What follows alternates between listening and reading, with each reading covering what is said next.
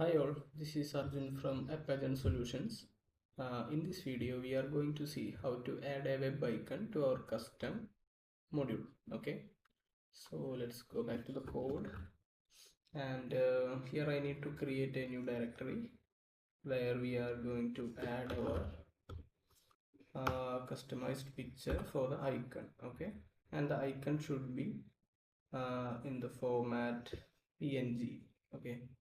So static, and inside static we are going to add description. Okay, then let's add the image over here. Just to copy, paste. Okay, so you can see our image has been added and it is in the PNG format.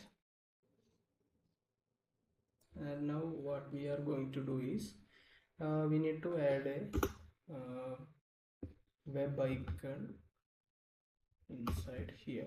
Okay, so we will check on our source code to get how it is added.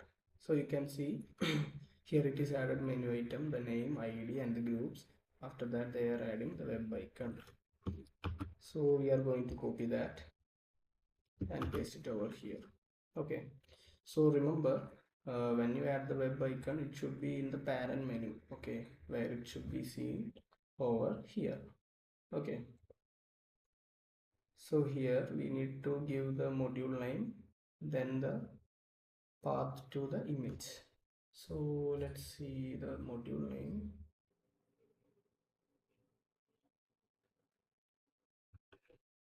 Copy and paste it over here, comma, then the path to the PNG file. So we will change this to visitor path. Okay, so we have given the web icon to our parent menu. Okay, reload, then go back, and we will get to the apps to upgrade our module. Okay, sorry, visit upgrade.